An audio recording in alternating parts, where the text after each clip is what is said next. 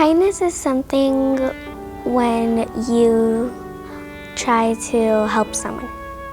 I think kindness means that you help each other. When you're being nice to other people. When I hear kindness, I think about putting somebody before you and helping them and caring for them as much as possible.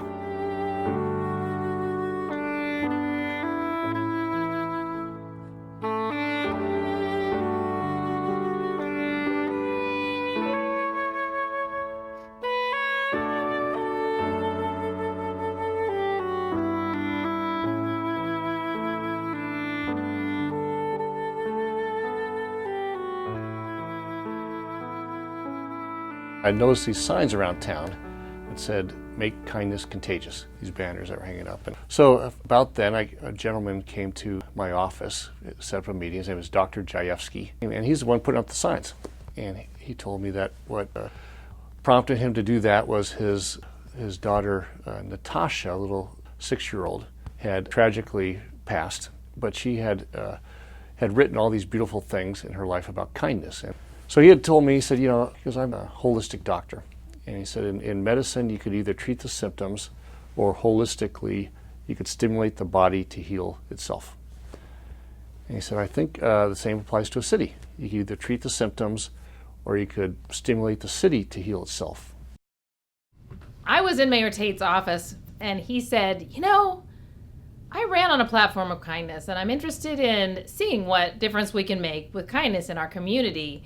And he said, and I think kids might be the way of bringing that about the best. And so I said, okay, well, that's interesting. What would you like to do? Came up with this idea of 1 million acts of kindness. And so we did the math and we divided by our 20,000 kids and we said, well, 50 acts of kindness, we think that's doable. That's nothing. Kids do 50 acts of kindness probably in a week. Dr. Wagner ran with it with her school board, and they ran with it. And so I've been here cheerleading, is basically been my role. What we first did is we spoke to the teachers about our mission to, as a district, reach 1 million acts of kindness.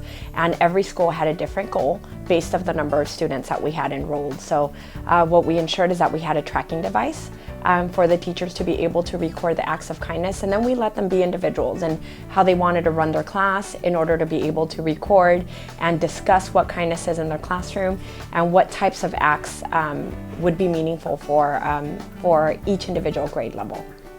We began the kindness campaign in my classroom by brainstorming ideas of what kindness means to the students. I wanted them to sort of grasp the idea of what kindness meant to them first before we spoke of ideas of what we can do at our school. It was remarkable. We had so many altruistic activities that were going on. That was just fantastic. We had kids that were really learning how to take care of each other and help each other, their community, their teachers, their parents, and each other in a way that we hadn't seen before. It started off as simple acts of kindness, picking up trash at our school, complimenting one another in the classroom. I helped them read, helped them glue stuff. I help a lot of my classmates spell some words that they can't spell. I help them when they don't know how to log into accounts and stuff. Well, if someone has a bad feeling or someone did to them, you could help them. Well, one time I helped a classmate by typing, helping them type. In my classroom, we read the book, Have You Filled a Bucket Today? And we practiced filling each other's buckets with kind words and kind actions. And I used the example of these little buckets representing each student, and we filled out slips. Every time we saw somebody committing a kind action to someone else, or every time one of the students wanted to say something kind to one of their friends, they filled out a little bucket slip and placed it in their friend's bucket. The acts could range from random acts of kindness, like opening the door for somebody or inviting someone to play with them, to things that might be a little more orchestrated, like writing letters to service person or collecting money for the Leukemia Foundation.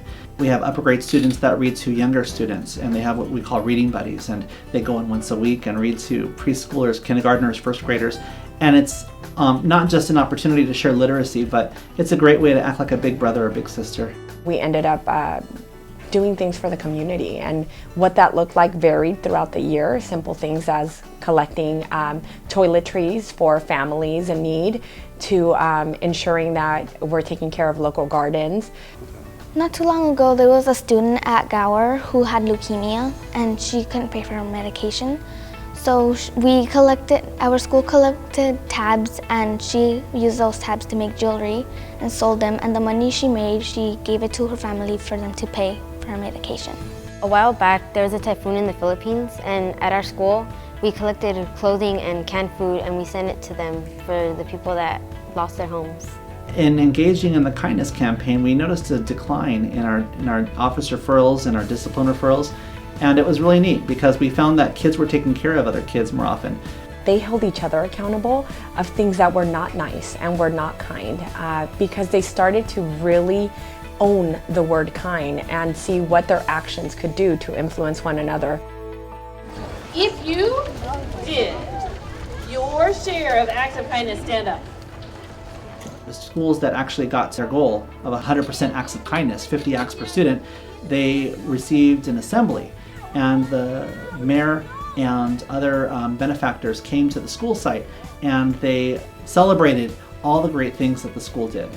So, to get 1 million acts of kindness, we gave each school a goal. Your goal was 33,000. And we thought you'd get to your goal. What we didn't know what happened is you doubled your goal. I wrote this down because it's unbelievable. 70,195 acts of kindness. Yes, give yourselves a big hand. The students are going to be our leaders. They're going to be our future citizens, and already they're beginning to learn how to take care of the city and take care of each other. And so I think that this campaign really opened up the opportunities for our kids to really take care of Anaheim and take care of their world. I hope to find a word and bring it alive within a school building. A simple word like kindness and being kind was definable from kindergarten through 6th grade in various levels. So every child knew what kindness meant and what being kind meant. And you could still see that throughout our school building.